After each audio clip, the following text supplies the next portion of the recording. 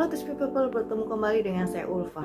Di video kali ini saya akan membahas salah satu buku yang saya dapatkan dari Ipusnas yang berjudul Quantum Leadership, The Fifth Level of Execution, karangan Daniel Fahlevi.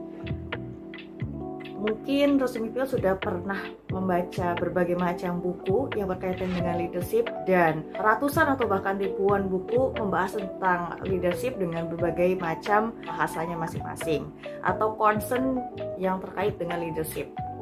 Perbedaan buku yang akan saya bahas ini menggabungkan antara sisi manajerial dari suatu kepemimpinan itu digabungkan dengan sisi spirituality.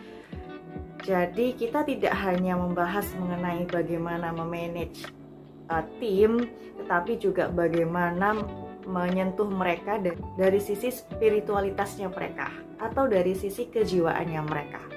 Sebagai pemimpin mungkin kita seringkali dihadapkan dalam situasi VUCA atau volatility, uncertainty, complexity, dan ambiguity. Jadi dalam situasi yang memang cepat sekali berubah atau volatility menyebabkan ketidakpastian atau uncertainty, sehingga tidak jarang juga menimbulkan suatu kondisi yang kompleks atau complexity, dan pada akhirnya seorang pemimpin ini bisa mengambil keputusan yang salah karena adanya kondisi yang memang ambigu atau salah melakukan persepsi, sehingga pada akhirnya adalah salah mengambil tindakan itu.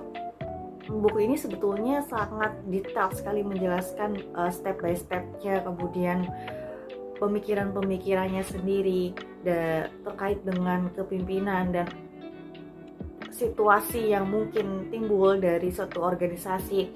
Tapi saya akan meng-highlight terkait dengan fifth level of execution itu sendiri. Jadi di sini ada 5 tingkatan level terkait dari kepemimpinan yang disebut sebagai kepemimpinan yang sangat impactful, sehingga bisa disebutnya adalah quantum leadership, atau kita melipat gandakan suatu hasil atau outcome-nya dengan berbagai macam aspek yang nanti akan dibahas.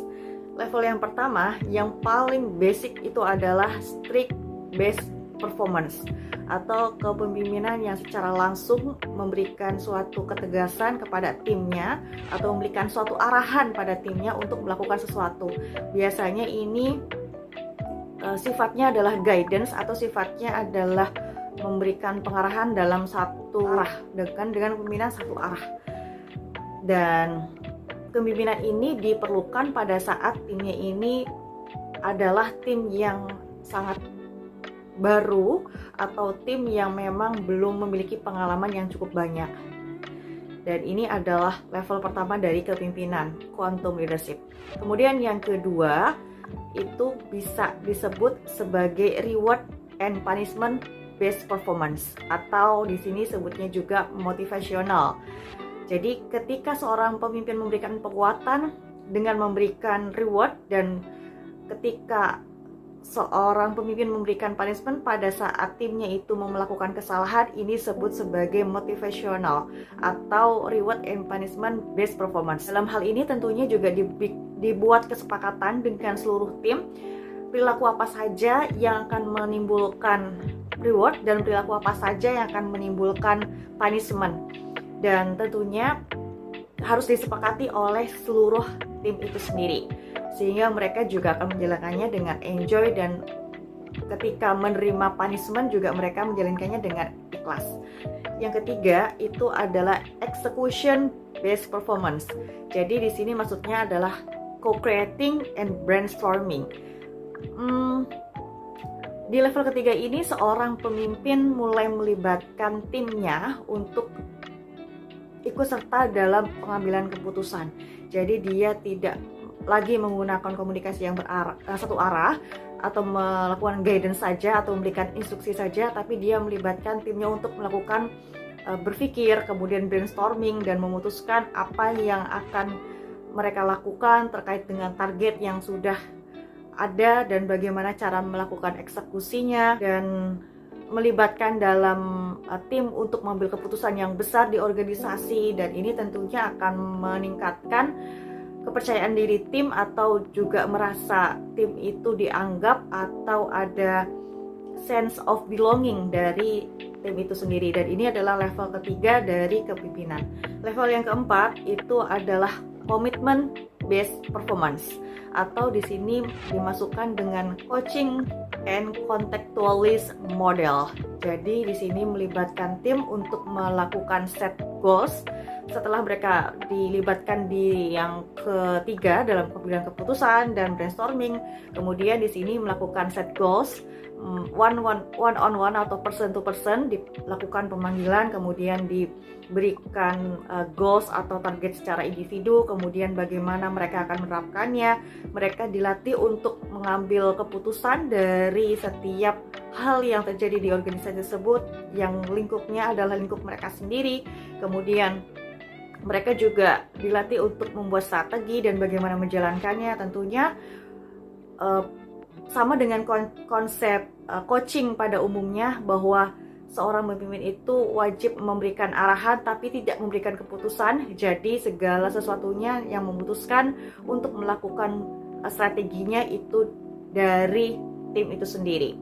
Nah, kemudian yang kelima ini adalah transformational based performance, atau lebih kepada culture internalis and great leader model.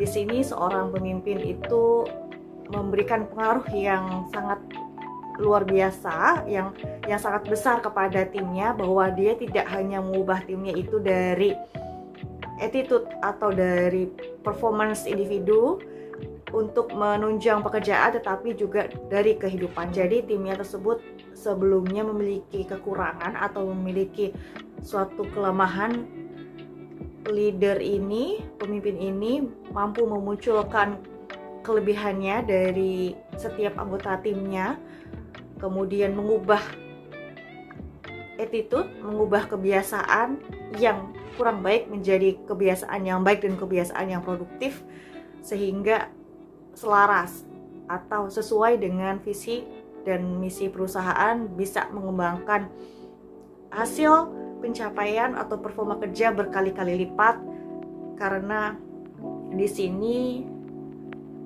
timnya itu sudah dalam satu visi dan bisa digerakkan oleh pemimpin, karena ini sudah menemukan motif atau menemukan atau sesuatu yang membuat timnya ini bertahan di organisasi tersebut. Itu hal yang bisa saya sampaikan terlebih dahulu terkait dengan pembahasan buku Quantum Leadership ini. Apabila saya menemukan insight yang lain, saya akan membahasnya di video yang berikutnya. Terima kasih sudah menonton video ini. Salam